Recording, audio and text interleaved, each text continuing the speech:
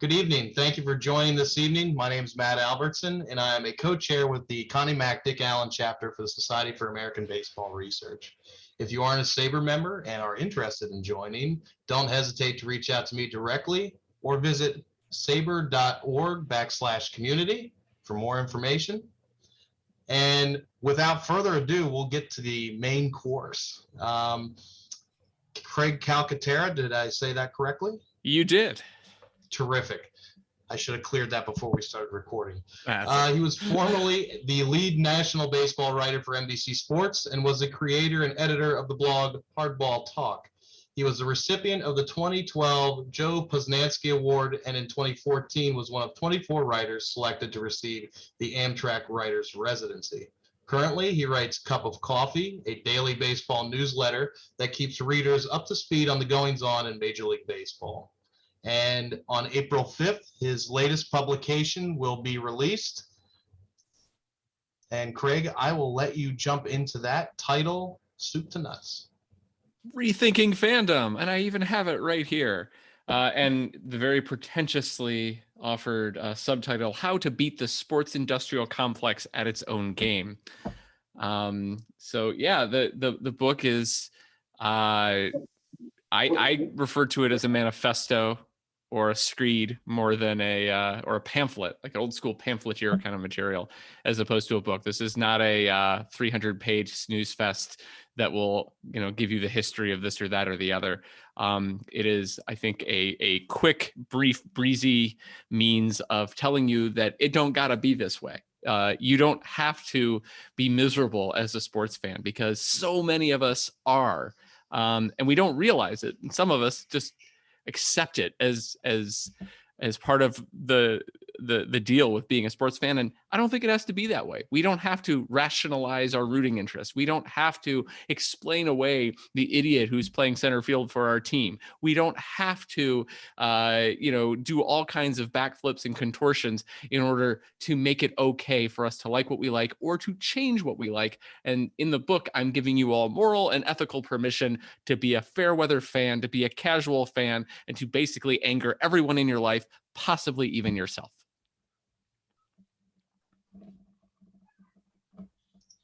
So with that quick blurb, I reached out to Craig about a month ago and said, hey, this book sounds awesome. What do you think about talking to the Philadelphia chapter, who has a notorious reputation for passionate fans? And I thought it might be a good match. And there's a couple prodding questions I had out there. And for those of you who want to jump in, feel free.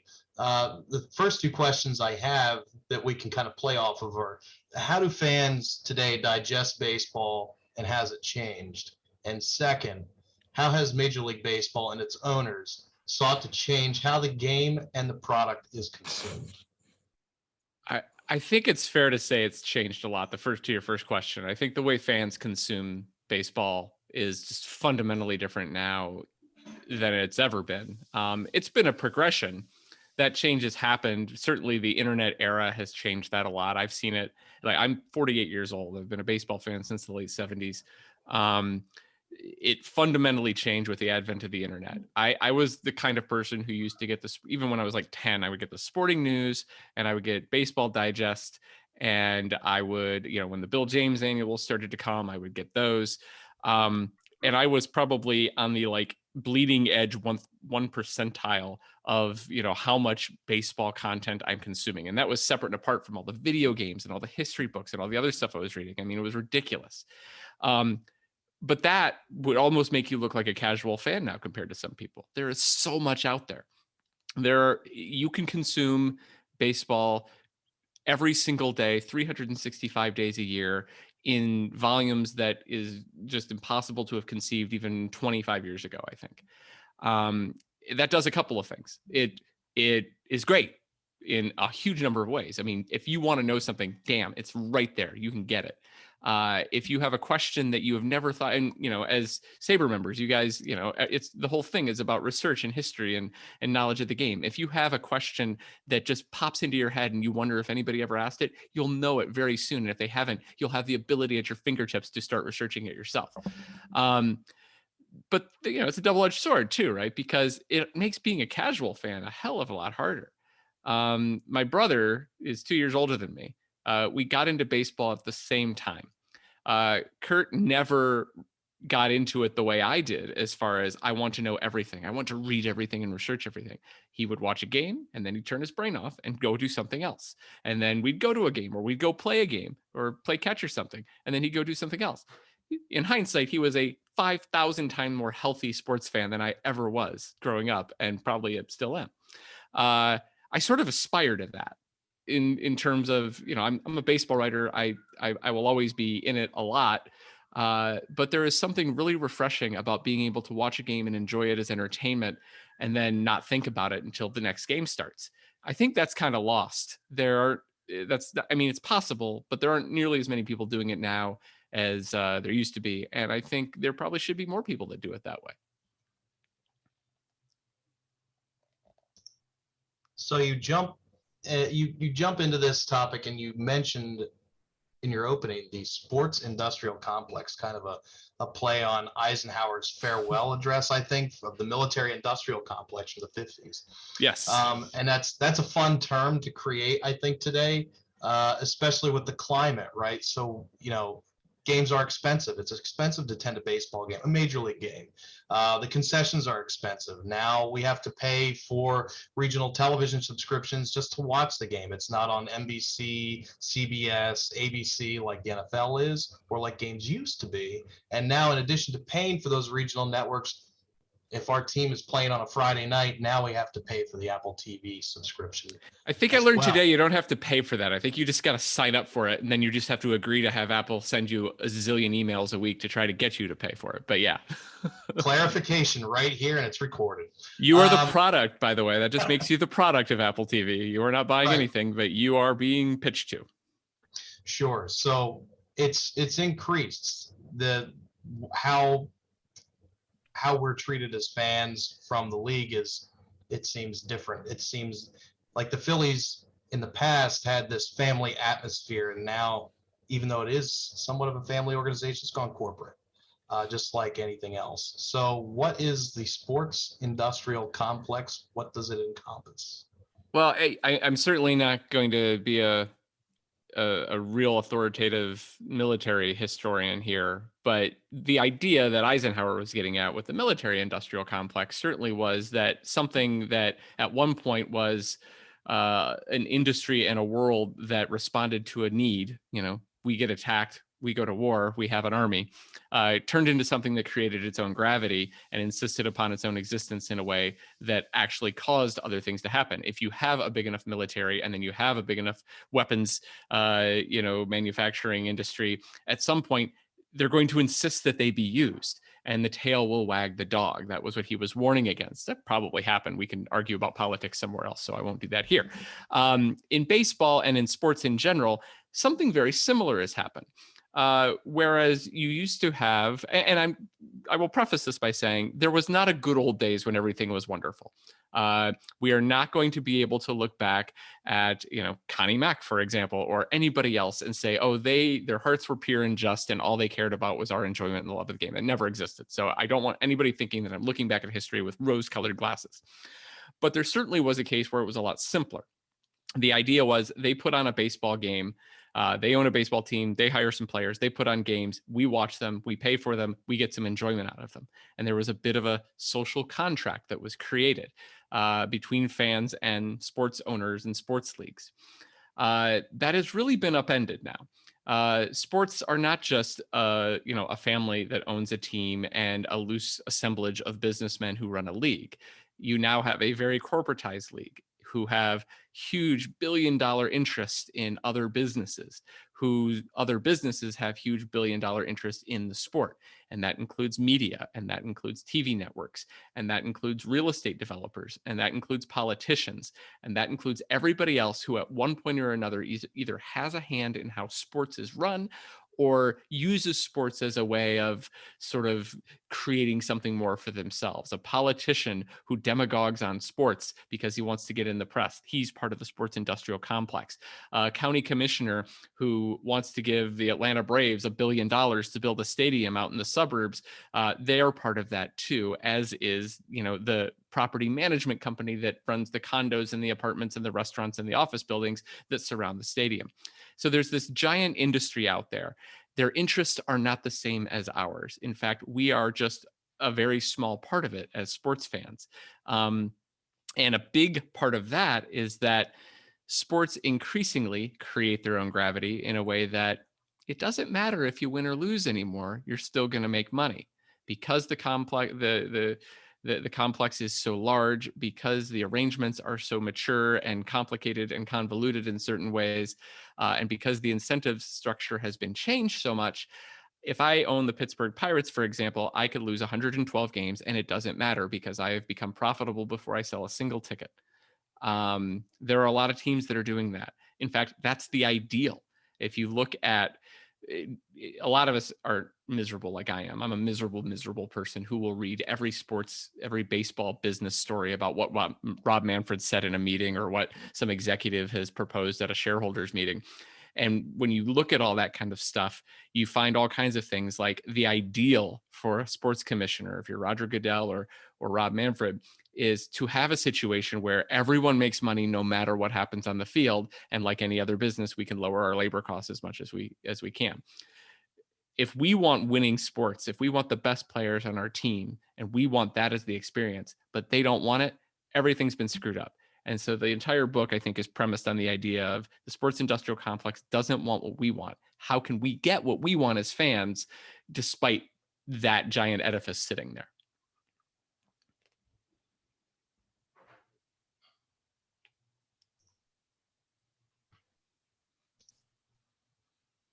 How does baseball's status as a monopoly play into all of this? Does it at all? Less so than it used to. There was a thing last week, I think it was Bernie Sanders, who said he was going to get rid of the antitrust exemption for Major League Baseball. And I'm like anybody else. I'm like, yeah, I'd hate it. On principle, I don't like it. I just, I'm a lawyer by training. So I hate the fact that one, industry has a different set of laws applying to it than all the others. I believe competition is a good thing. I don't like that they're insulated from that legally. And plus, if you just go back and look at the original federal baseball decision by Oliver Wendell Holmes, it's a horrible, just in intellectual principle, it's like the worst decided Supreme Court case I've ever seen. So I hate it. Major League Baseball, though, knows and has known at least since the 50s, at least since 1953, that Congress could, if it wanted to, get rid of the antitrust exemption. That's what the Toulson case in 1953 said. If we're ever going to lose the antitrust exemption for baseball, Congress is going to do it. It's not going to be the courts. So since 1953, Major League Baseball has made a point to lobby Congress pretty heavily and make sure that it has friends in Congress. But it has also hedged its bets, and it has decided to organize its business in such a way that if the antitrust exemption went away tomorrow, it really wouldn't change that much, nowhere near as much as we think.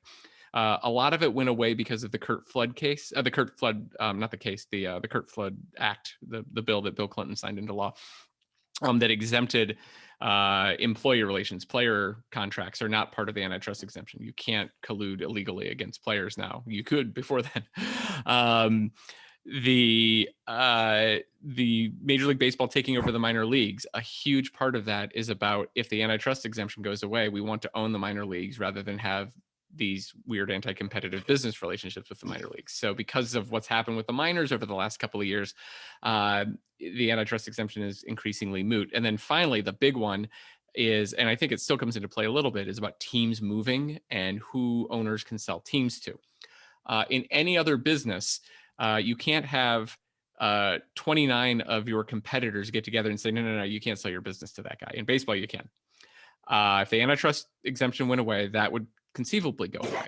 But over the last 25 years, what Bud Selig and then Rob Manfred have done have cultivated a group of owners who won't get to that point. They all think the same way, and no one will offer to sell a team to a Mark Cuban or to an Elon Musk or to somebody like that who the owners don't trust. Just, they have now been sort of Whether you want to call it Stockholm syndrome or just well-conditioned, the current group of major league owners are not going to do things that will upset the apple cart. So the antitrust exemption will never come into play. So it's a good talking point. It gets Bernie Sanders in the news, and hey, I like Bernie, so why not? I like to see him in the news. He's fun, but it doesn't really matter a lot legally, and it won't matter a lot for the business of baseball if it goes away. We've got a question here from Bob Rambo, and if anybody else has questions, feel free to unmute yourself after an answer is completed and jump right in if you feel comfortable. How can a longtime Pittsburgh Pirates fan be a fan of today's pirate business model? That's a great question. That's hard. I don't know. And that's the thing. So the chapter that I'm getting a lot of heat for already in this book, which was by design. You know, I watched a lot of pro wrestling as a kid. I know how to get cheap heat. And when you entitle a chapter, "It's okay to be a fair weather fan," you know you're going to get crap. That's okay. But that's who I had in mind. Mostly the Pirates, and Bob Nutting is who I had in mind when I was writing that and thinking about that chapter. It's a storied franchise. It's old. It's the oldest, among the oldest franchises in baseball. They have success in our lifetime, right? They won World Series, and well, they had great success in the early 90s. They had good success a few years ago. Won a World Series twice in the 70s. They won one in the 60s. It's not like it's 100 years of futility there. There's a lot of futility in between those good points, but it's it's a legit sports town. And when you look at the Penguins, when you look at the Steelers, when you look at Pitt football, there is a sports thing in Western Pennsylvania. But the Pirates don't care. The Nuttigs don't care. They know they have a nice ballpark that was given to them as a gift. They know that it will be guaranteed a certain amount of revenue no matter what happens. They know that they are a revenue sharing recipient who will get like $30 million, maybe more, a year simply for existing from the other owners. And they'll get $65 million a year simply by being one of the 30 teams in national TV money. And while their local TV contract is small, it's still, money to them that they don't have to spend anything to get. They can put the bare minimum product on the field. They can refuse essentially to compete, and they will still make a tidy profit, because if I'm Bob Nutting, I care about the newspaper business, and the Pirates are, if they make money for me, I'm happy. And if they appreciate, I'm really happy, because that's going to be my retirement exit plan, but they don't care. My struggle for years, and fans struggle for years, is how can you root for a team that sucks? Or how can you root for a team that doesn't want to try? My answer to that is don't. You don't have to. I know that goes against everything that we are taught to believe as sports fans. And I know we have emotion tied up with it. If you're from Pittsburgh, if your dad was a Pirates fan, if your grandpa was a Pirates fan, if your first memory as a baby was Roberto Clemente throwing someone out from right field, if you have all of that going for you, it's not easy to just say, stop, I'm done. But the thing is, no one takes those memories away from you. No one takes the good times that you had as a Pirates fan away from you. You don't have to disclaim them just because you don't feel like watching whatever dog crap they put on the field this year. You can take a year away from the Pirates, and these days it's pretty easy. If you have MLB TV, if you have extra innings packages on your satellite, if you live near other teams or something, it's not hard at all to be a fan of another team. In fact, it's easier to be a fan of a team outside of your market than inside of your market if you have MLB.TV. I can't be a Pirates fan if I want to. I'm in Columbus, Ohio. We're blacked out from Pirates games of all things here because 50 years ago the Galbraiths owned the Pirates and they lived in Columbus, and they didn't want us to see Pirates games because they wanted us to buy tickets or something. It's stupid. But the thing is, you can just decide this year, I'm going to root for the Blue Jays. It goes against everything that we think about as a fan, but at the end of the day, this is supposed to be fun. You're supposed to enjoy baseball, and no one is going to give you a loyalty test. They'll try. Somebody in a bar might give you a loyalty test, or someone on talk radio might, or if you call into Angelo's show on WIP, they might do something like that. Yeah, he might have retired. Anyway, the thing is, you don't have to play that game.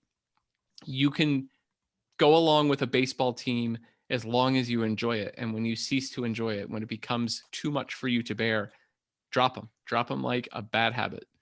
And I don't think that will cause some fan revolt that will cause Bob Nutting to change his ways and all of a sudden jack his payroll up to $180 million. But it'll let you sleep at night better, and it'll keep you from having to rationalize your fandom. It's before I get to David Miller's question, it was something I saw on Twitter throughout the work stoppage. Was it's hard to believe that the Pirates and the Orioles, in fact, played in a World Series recently, historically speaking. Twice. Twice, right? So it's how things have changed. David Miller asks, it's hard enough being a fan of the Cleveland club when the owners are entirely focused on cost control and they're nakedly trying to lose for fear of having to pay stars a fair wage. It's even harder. The structure of baseball teaches me to disconnect.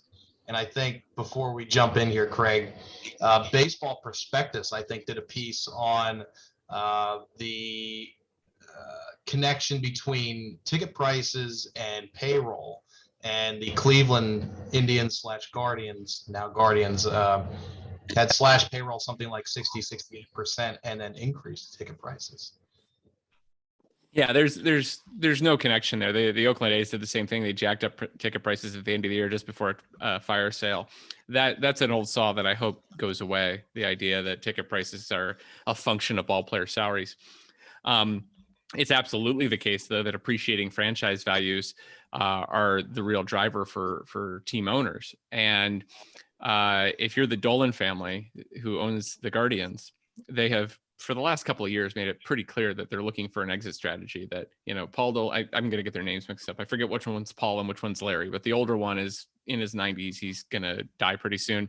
The younger brothers, who are like in their 50s and 60s, who run the team, are probably likely to get out while the getting's good and get what was a, several $1 million investment by their father out at north of $1 billion. It'd be dumb business not to do that. And it's easier to sell your team at a huge premium if you're not selling, $200 million worth of contracts on the books too. The Orioles are in the same boat. The Angelos kids who are inheriting the team are very clearly running it in such a way as to keep costs down to an absolute minimum, keep the franchise value appreciating, and hopefully cash out sometime in the next several years. I don't know how I could root for that. I just, it's not just like fan unfriendly, it's fan hostile. And it's really rough. It pushes people away from the game. There are at least 4 or 5 teams right now in baseball that are actively alienating their fan base, and they don't care. And it's because the financial structure of the game encourages them to do so.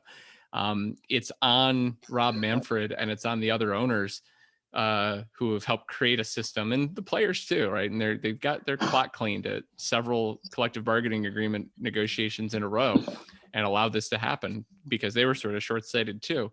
But it's created a situation where there are 4 or 5 teams at any given time that are actively pushing away fans, and it's bad for the game. I want to leave this thing I'm watching, so. Okay.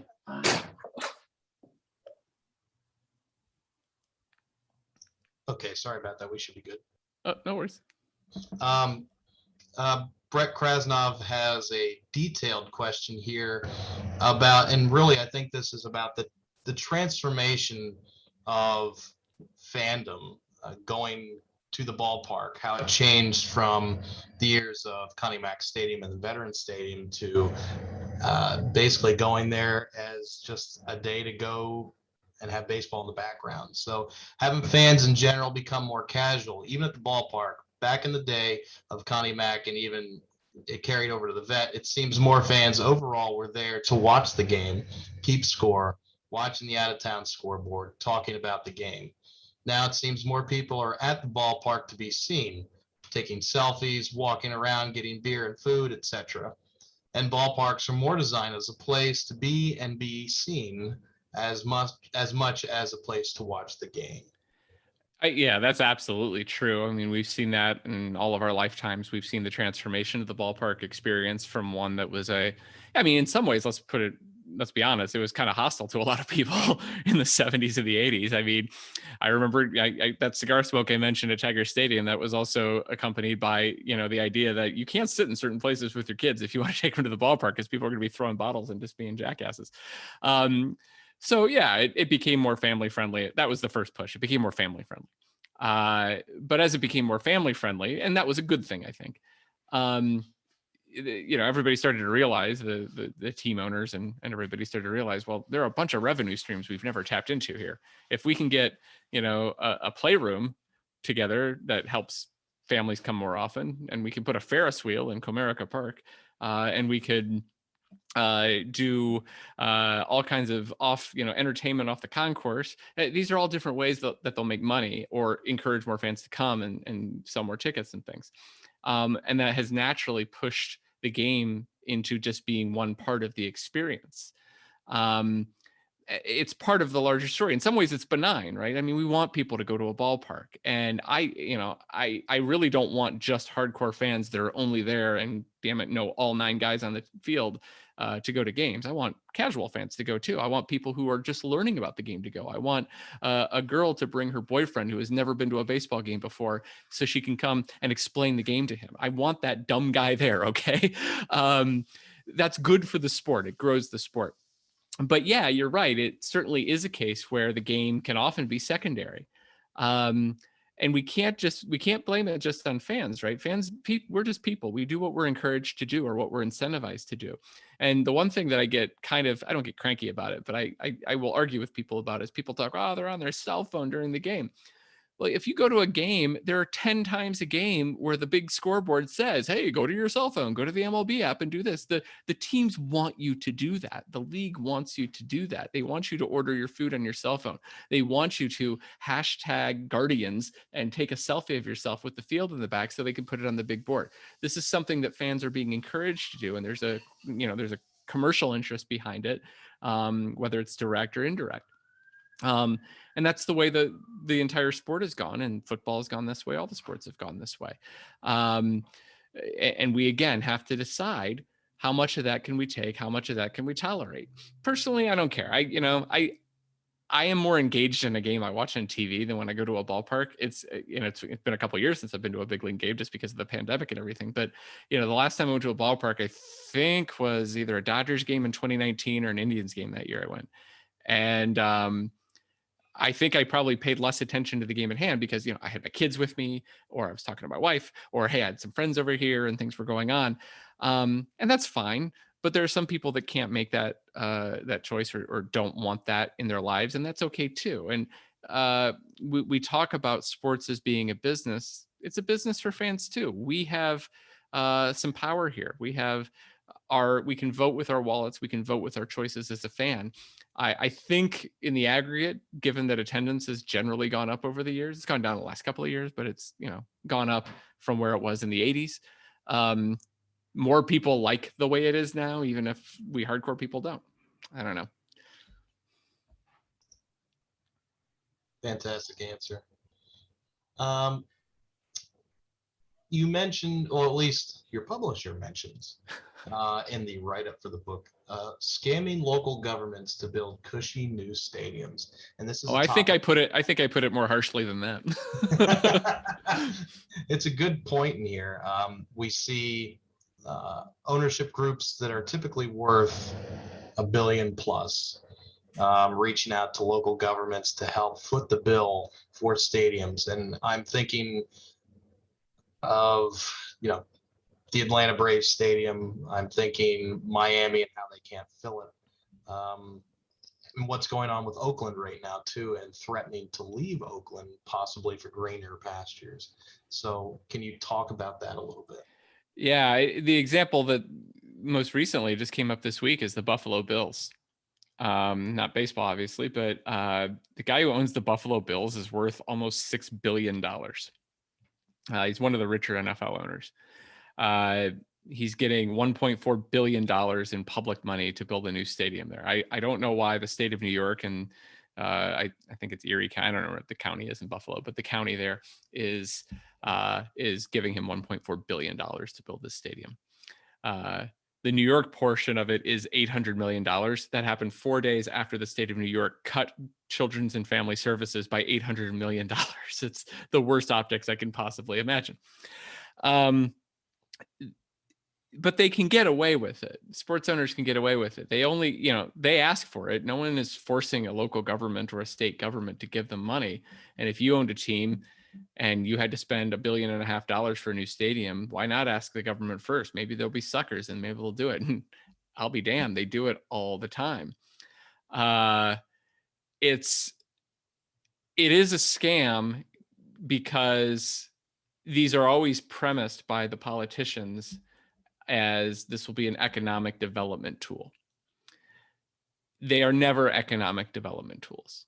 I cite J.C. Bradbury. He's actually a friend, and I've known him. He's a huge Braves fan. I've known him from the Braves message boards going back to the 90s, but he's an economics professor, a sports economics professor at a university in Georgia. And his specialty is studying public subsidies of professional sports stadiums.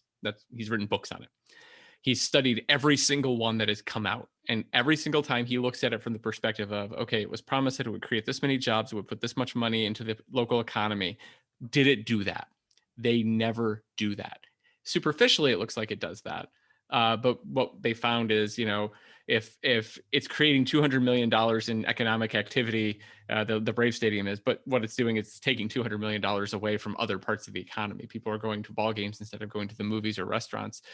People are, coming from out of town and spending money there, or, it's just it's not an economic boon. And in fact, it's often an economic cost. Cobb County, Georgia, which is often cited as a great example of this kind of development, had to close multiple libraries to continue to pay the annual fee on the debt service for building that stadium for the Braves. Braves are rolling in money. They don't have to pay any of that, but the local taxpayers are. Cincinnati had to sell a hospital. the Hamilton County, Ohio, which built the Cincinnati Reds and the Cincinnati Bengals stadiums, they literally had to sell a hospital to raise the money to pay, and then they had to change all the promises they made on taxes in order to pay for those stadiums. They are net money sucks for the government and for the taxpayers, and they are absolute gift wrap packages for sports owners. But it keeps happening because no one's critical of it. It's one of the few things that happens politically that has bipartisan support. Democratic governor in New York putting $1 billion in the Bills' pocket, Republican politicians in Atlanta putting money in the Braves' pocket. Doesn't matter, because you associate yourself with sports as a politician. You look and point at a stadium in your campaign ad and said, I kept the Braves here. I drew the Braves here from the city. You're going to do well because people aren't very critical when it comes to sports. The only stadium deal I have ever seen that did exactly what it promised to do was where the Oklahoma City Thunder play, the arena that they built in Oklahoma City. And that's because the politicians never made a claim when they tried to get the money for the taxpayers to build that stadium for the basketball team. They never made a claim that this will be a big economic boon. They said right up front, we're doing this because we think it'll be cool. We're doing this because we want to be a major league city. That's a promise they can deliver on. And if everybody's okay with that, if the voters are okay with that, I have no problem with it. This is a public good, and we're just doing it because no one ever asks if school buses are profitable. You just do it because that's what you have to do. And if they did that with stadiums and people were on board with it, we might question whether that's the best priority, but at least they're being honest. I have a problem with it from a fan's perspective in that they use our loyalty for our sports teams as a means of enriching the sports owners. There's an inherent extortion involved in all of this. If you're old enough, you remember when Baltimore did this with the Colts, when the Colts moved to Indianapolis. It was a straight extortion job. The owner of the Irsay from the Colts spent 5 years very publicly going to various cities, courting them to build him a stadium, and then trying to play Baltimore off of them. And it just ended ugly, and he ended up moving in the dark of night to Indianapolis. That move has worked over and over again by sports teams, even ones that had no chance of moving. George Steinbrenner did this with the Yankees. The Yankees were not leaving New York. Okay, they're the Yankees and it's New York. But he makes a few noises, maybe we'll go to Connecticut. And all of a sudden they gave him $1 billion for the new Yankee Stadium. It's ridiculous, but it keeps working. And we just get suckered by it. And so that's the thing that just really bothers me. So it's part of the whole idea that I build throughout the book of, we have loyalty for natural reasons, for understandable human sports fan reasons. We have loyalty, and it's used and abused over and over again. And it just pisses me off. And it pissed me off so much that I decided to write a book about it.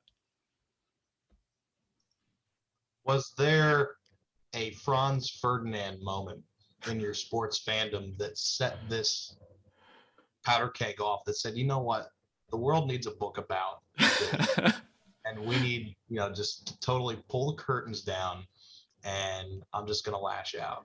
Nah, not really. I'd like to say there was. It'd be so much more dramatic if there was. This was a long time coming. And so I became a professional sports writer. It became my full-time job in 2009 when I left being a lawyer and started working for NBC. And when you become a national-based writer, and that's kind of what my beat was, I wrote columns basically about baseball as a whole, not just one team. You have to view it differently. I was traditionally, as I write in the book, I was traditionally for 30 some years, even though I was a little kid, I was a Tigers fan. We moved away from Detroit and I became a Braves fan because I had the Superstation. And so I was a Braves fan from the mid 80s until very recently. I had to stop watching 120 Braves games a year because, I had to think about other things. I had to think about, how the Dodgers are doing or how the Mets are doing or something like that. And I got a little more alienated. And as I got that distance as a national-based sports writer, I started to think of things a little differently. And I started to observe things that I never would have observed before. Like when I was at the deepest depths of my Braves fandom and I saw the Phillies did something, my first reaction was going to be, oh, they did it because they're the Phillies and the Phillies suck, right? You're not critical about it. You're emotional about it. But when you take a little bit of a step back, you're able to think about it a little bit more objectively. So over the last, 13 years, I just had to think more critically about the business of sports. And it came to a head a couple of years ago, or I've been ranting about the same things over and over again in my columns or in my blog and on my website, to where I was like, this is probably a book. And then someone said, hey, do you got any ideas for a book? And I was like, damn it, yes, I do. Here it is. So no one moment that pushed me over the edge. Just an accumulation of a lot that I realized had a common thread, and it was hostility to common fans.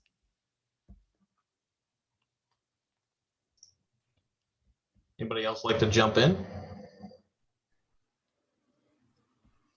Yeah, Yeah. It's crazy. Matt, this is Dennis Link. Sure, we'll go to Dennis then, and then to Jeff. Okay.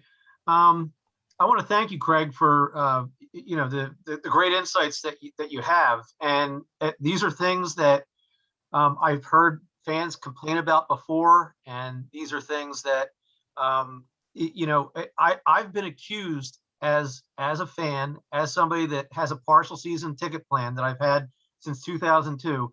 I've been accused as someone who's perpetuating and feeding the sports industrial complex. I don't argue with you, and I don't argue with many other people who have brought up the same same ideas or similar ideas. My question is, what am I supposed to do? I mean, if I love baseball, and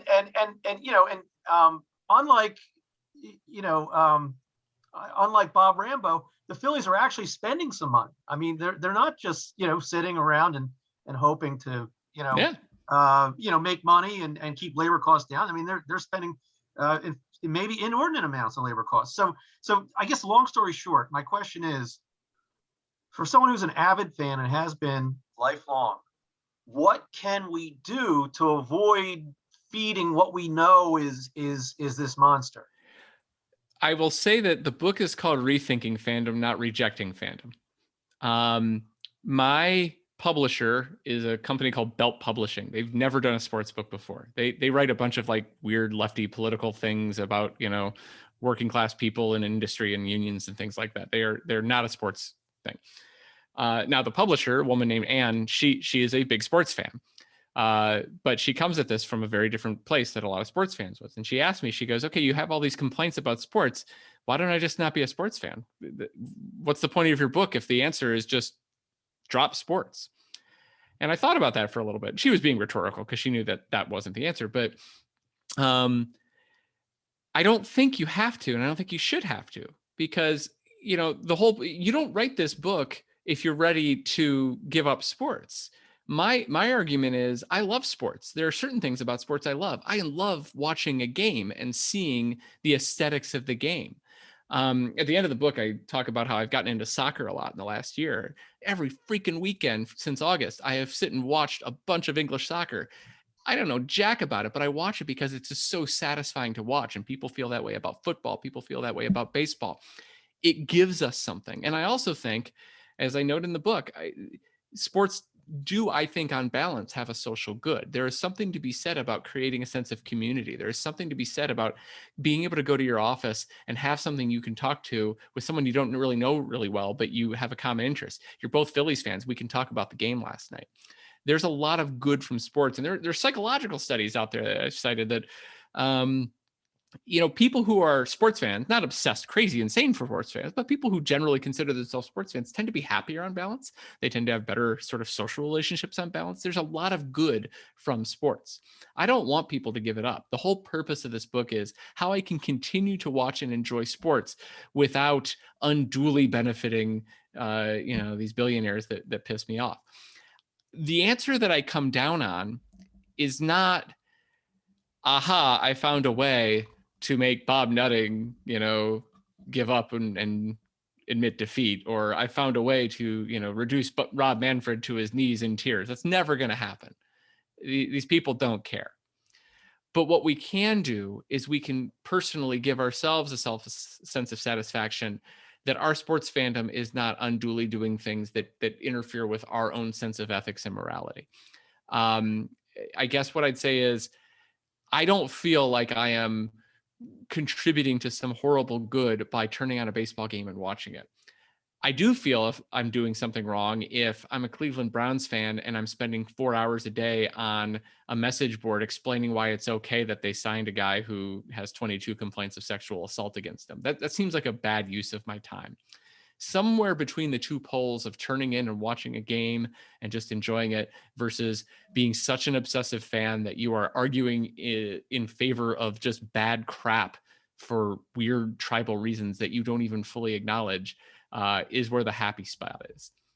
And it's an answer self-awareness, I suppose. Yeah. Yeah, that's what it is. It's really about self-awareness. It's all about our own comfort level. I know so many baseball fans, and I talk to them all the time, people who are big baseball fans who talk about how they just feel dirty rooting for their team right now because of who's on it or because of what the team has done in the last few years. I'm like, that should never be a place you are. Like, if I'm a Phillies fan right now, I'm probably feeling pretty good. They seem to be committed. They seem to, they've done a lot of things. I mean, if I'm a big fan of outfield defense, I might be a little upset right now, but it's going to be fun for the rest of us. It's going to be fantastic. And, but the thing is, they're trying. They're trying. They have 10 years they got to kind of answer for a little bit where they didn't try for a while. But starting about 3 or 4 years ago, I think they really started to make a commitment. And certainly this year they did. I'd feel pretty good being a Phillies fan right now. But if in a couple of years they slash their payroll down to, Pittsburgh Pirates level and they, do all kinds of cynical things that are hostile to fans, I'd feel pretty bad about it. And at that point, I would start to move away. It's like any other sort of abusive relationship. You need to sort of give yourself some distance, I think, and don't allow it to happen. With even with the spending and signing Bryce Harper and the offensive juggernaut that we all hope to see this year, there are still people that say, I might have said it myself, the wrong team left Philadelphia in 1954. So that still gets tossed out there, by the way. People still say that? People still say that. I don't know whether it's tongue in cheek, but because the Phillies have been out of the playoffs for so long, the Athletics have been my de facto favorite team in the playoffs over this drought, so to speak. Wow. That's a long time though, man. We're talking like almost 70 years here.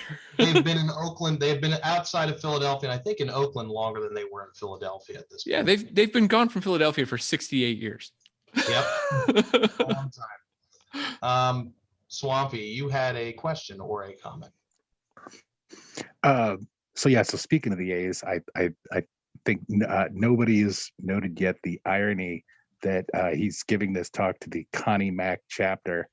I mean, Connie Mack might have been I don't think he was the originator of, I'm going to make money, so I don't care. He probably wasn't the first person to do that, but he was definitely a prominent early owner who did that. Oh, he was a payroll slasher. Oh yeah, totally. He had the famous $100,000 infield, and then 4 years later, people talk about the 62 Mets, the 1916 Philly A's, awful. And then in 20 years, he did it twice because they had that late 20s, early 30s team, and then he just slashed that to the ground too. Yeah. It's like, right? He knew the cycle. Develop the loyalty, kill it, and make money. And because the inertia will be there. The fans won't go away because they're suckers and we got them. Yeah, like he was a man ahead of his time. um, and I've actually done this a few times because like you, I grew up going to Tiger Stadium. So I grew up as a Lions fan, you know? Oh, me So like too. I'm sorry. so like well, yeah, except that like 20 or 30 years ago, I gave up. I just don't care. I I I point fingers at them and go, ha ha ha, look at this. This is this is hideous. How are they going to screw this up? It's all I do with the Lions anymore. And I've done it for a long, long time. So that's another strategy, if you will, for Oh say yeah. people who are Pirates fans, you know, like, oh, how are they going to screw this up? Just you don't have to care. You stop caring. The Lions are a great example too. I mean, I ended up, and I wrote about it in the book a little bit. I was a huge NFL fan, you know, probably till the mid '90s, I think. For a while when I was a kid, I probably was a bigger football fan than I was a baseball fan, even. And I was a Lions fan. God, Eric Hipple, Gary Danielson, and Billy Sims. Those Oh were my yes, guys. that's my era. Doug English, yeah, all those guys, Yeah. whatever. And they were bad, and they occasionally would break through. And then, you know, Barry Sanders came, and you thought, oh, this is going to be great now. And oh, poor Barry Sanders.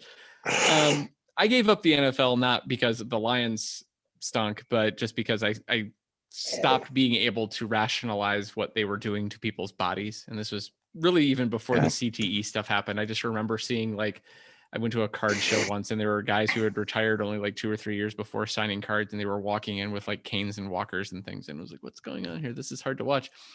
But yeah, what you're describing with the Lions, though, for you is exactly what you can do with sports. You could, and the thing is, you could even still watch a Lions game. No one is going to tell you can't. Right. But you don't have to give them that part of your emotion and loyalty. You don't have to be hurt again, right? It's like, right. At some point, what, 40, 50 years of just abject futility is a little too much. Right. And the last thing I wanted to say was I have had the thought recently that maybe sports is ruining everything all around us. And I know you probably want to avoid politics, but man, how much of, you know, my side is the good guys and those guys over there hate America It's boils funny you down mention to that. things that, like you're saying, well, if the Phillies did X, that must be because the Phillies suck. So It's kind of the same idea. I wrote a column a few years ago when I was at NBC, and I don't think it's that sports has ruined everything. There's been this weird cross pollination between sports and politics, where in sports we have this "we're the good guys, you're the bad guys" kind of thing, which is kind of almost, it's like a political thing. It's weird, and it's you're taking it up a notch too seriously, right? But in politics, we've had a sports thing come in where all that matters is the scoreboard. And as long as we win, it doesn't matter if a public good is done. You know, winning is supposed to be a means to an end in politics, not the end. Winning in sports is supposed to be the end. And they've sort of switched that. And it's weird. They've taken their worst excesses. And the thing that really struck me, I can't remember if it was 2012 or 2016. Maybe it was 2016. I'm in Columbus, Ohio, and I went to Ohio State. And if anybody, you guys, East Coast people tend not to be big college football fans, but at Ohio State, there's a super fan guy named Buckeye Guy who goes to all these games, and he's famous. Like he makes money going to people's parties and corporate events. It's crazy. And he's just a dude that started showing up at games, and he wears a big cowboy hat and a big fringe jacket. And I don't know why this makes him Buckeye Guy, because this is Ohio, not Texas, but whatever. This is his thing, right? And he has this stuff painted on his face, and he has this whole deal going on. And there was this scene from the 2016, I think it was the Republican convention, of someone dressed up that was basically, she looked exactly like Buckeye Guy in every single way. And they were both like holding up fingers like this. And I found an AP picture of Buckeye Guy at an Ohio State game and this woman at the convention, and put them right next to each other. It was like a mirror image. It was crazy. She's rooting for politics like it's sports. He's passionate about sports the way people are about politics. It's completely crossed, and it's weird, and it's wrong on both sides. And I'm not sure how we get back from that, but we're kind of in that world. So recently, we've had two polar opposite situations of a similar ilk come up. it seemed unfathomable that the Atlanta Braves would not re-sign Freddie Freeman, the franchise face. And they didn't, and they brought in Matt Olson. And even though he's quote unquote a local guy, Freeman was the club. And it seemed cold and calculated. Whereas the St. Louis Cardinals, after years and years apart from Albert Pujols, bring the guy back.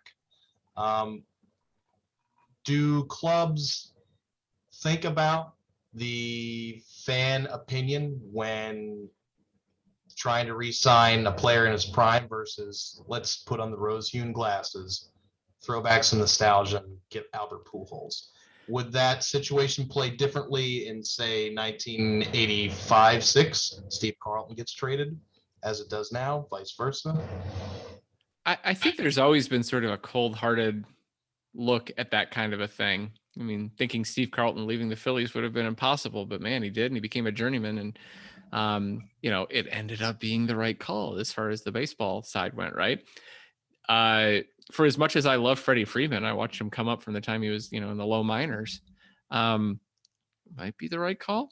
I think the Braves got the best years out of Freddie Freeman. And this is why I'm of two minds, right? Because I tend to be more on the sabermetric side of things. It's kind of like I'm a fellow traveler of the stat heads. And so I completely understand Matt Olson is 4 years younger. He was more productive last year.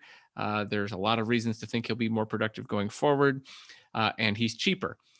At the same time, that's not the be all end all. There are little kids who have Freddie Freeman jerseys who just got him for Christmas, in fact, down in Atlanta, who, he's gone now.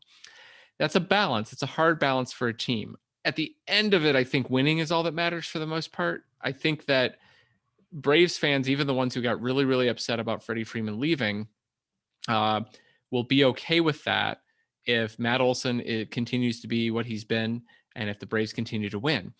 And their GM, Alex Anthopoulos, has a pretty good track record of, bringing in talent and not just being a cold-hearted axeman as far as things. That's why he left Toronto, is because he was bringing in talent and he brought the team to one of its highest heights in the last 20 years. And then they fired him for it because, you're spending too much money. If the Braves continue to win, people will salute Freddie Freeman and everything he did, and that's okay. And they'll be happy. And in some ways, Pujols is another good counterexample of that. People kind of freaked when he left to go to Los Angeles Angels. There's not a Cardinals fan around who would say, I wish we would have kept Albert Pujols in 2012 forward, because he clearly fell off a cliff right after he left. And then they're happy to see him back because, hey, he's Albert. I think if the getting rid of the franchise face or icon is a means of just cost cutting and he's not replaced, that it's unforgivable.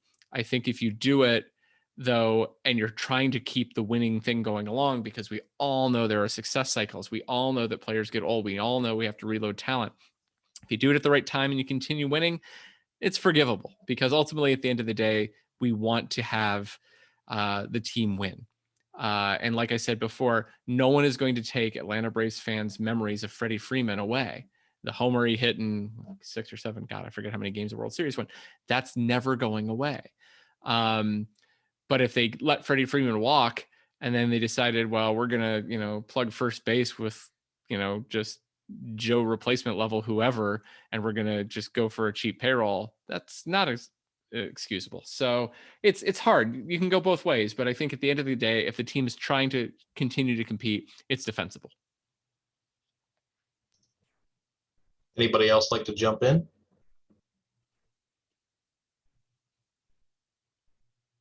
If anybody else is mulling some questions, I'll waste some time here. In 2010, I did an internship in Washington, D.C., and the Nats are in town, and they were horrible at the time. Bryce Harper hadn't come up, of course. So they had $5 tickets. I'm a diehard Phillies fan, so I decide I'm going to go to as many games as I can, because it's right off the metro stop. Mm-hmm. And it was right around the time Major League Baseball was running the commercial. Your grandfather saw Babe Ruth do this. Your father saw Mickey Mantle do everything. Now it's your chance to see Albert Pujols do everything.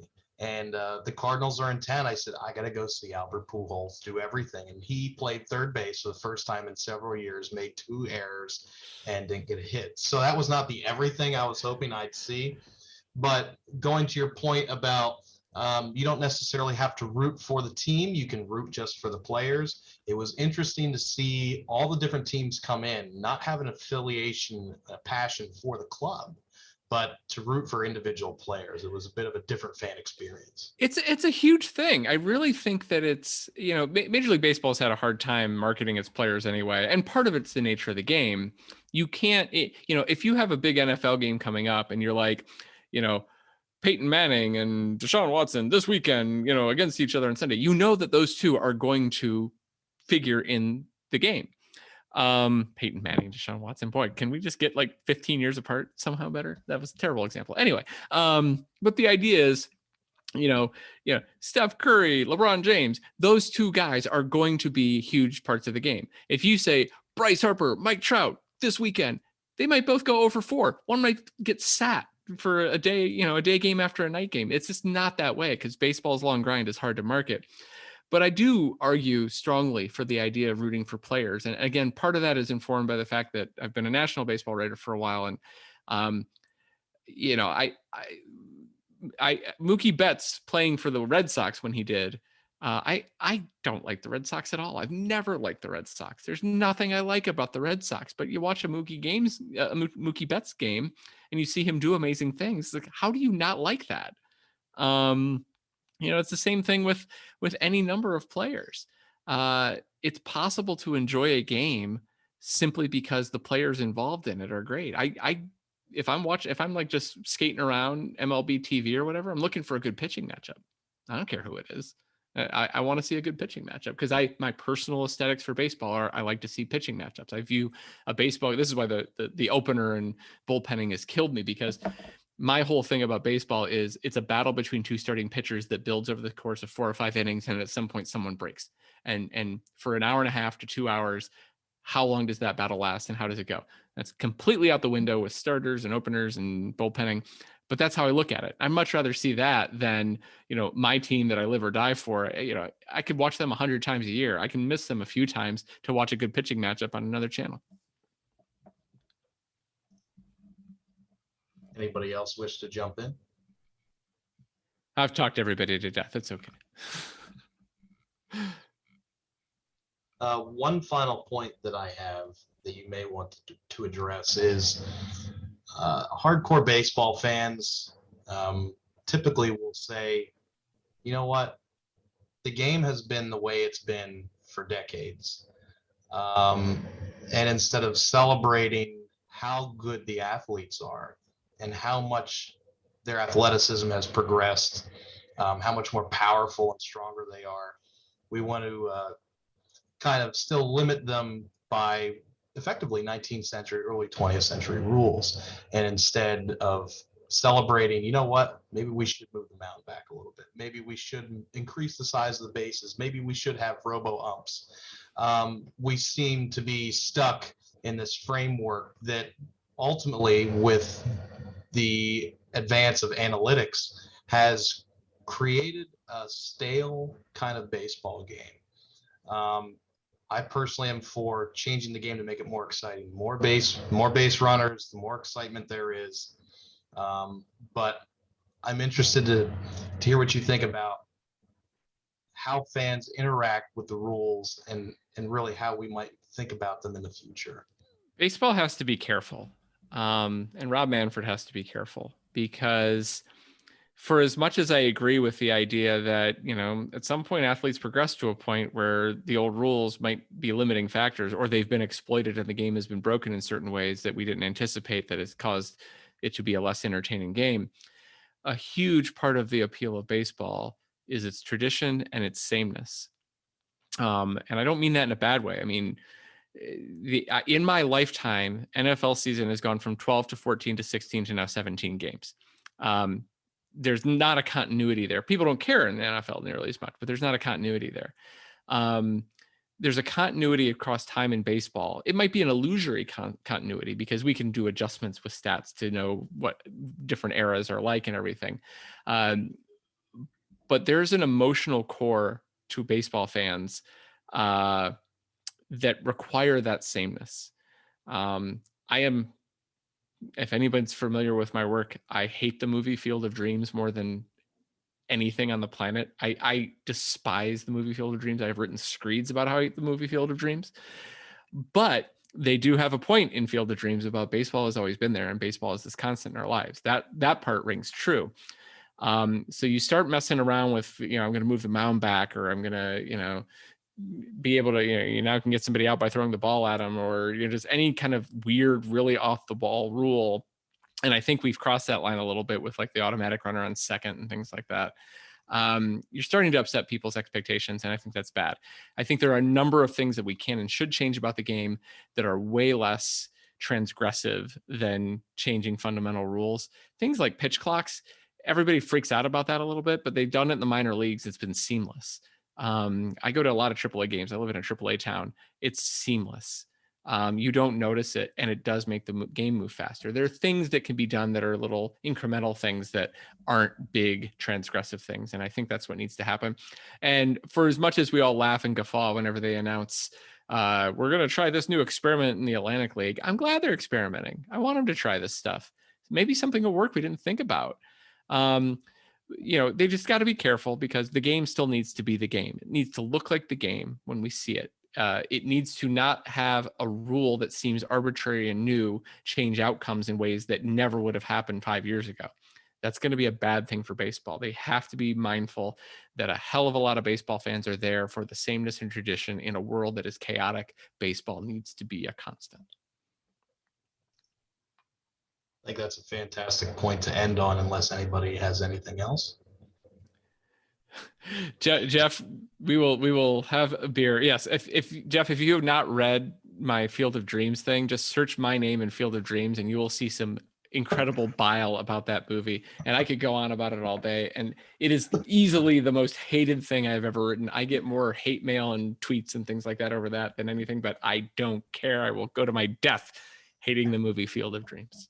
As a Midwesterner who, we'll see, I'll reveal a little bit about myself. My dad was a paint chemist and worked for paint companies that were suppliers to the big three. Oh, okay. So he worked in Detroit all the time, and we live outside the city. We live pretty far outside the city, but we had I'm from vacation. Flint, so there you go. Okay. I'm from Saline, just outside of Ann Arbor. Okay. Okay. But we had a vacation property that was 2 hours away down in Indiana in the middle of nothing. And my parents live there to this day. So I'm familiar with farms a little bit, right? I know enough pictures, by the way. I know enough about I know enough about farming to be dangerous. And this is my beef with Field of Dreams. That 7 acres isn't going to bankrupt a farmer. Oh my God. I met the one person who understands me. I live in Ohio, man. I know this stuff. Yeah. I mean, I think I've done the math. I always say it's at most 5 acres. If you're losing the farm over 5 acres, I got news for you, buddy. You were losing the farm anyway. Yeah, you're a terrible farmer. Timothy Busfield's character was skimming and embezzling from Kevin Costner's character. That's why that happened. That's the backstory that we need to have for Field of Dreams. Something. There's got to be something. And there's the whole thing about the ghosts and there's so much more to that story that that's what makes me angry. Is I don't care about the ghost. I'm fine with the ghost. You could have a good story without the "you're going to lose the farm" angle. Yeah, that pisses me off. I've got a political screed about it that's in my review of it from a few years ago. It's on my website, but I won't go into it now because I've talked long enough. But yes, fellow traveler buddy, we agree on this. If you ever hit me up on Twitter or email me or something, we can talk all day about it. I will definitely do that. All right, man. Thanks. All right, everyone. Well, thanks for joining us tonight for some Wednesday night Saber chat with Craig Calcaterra.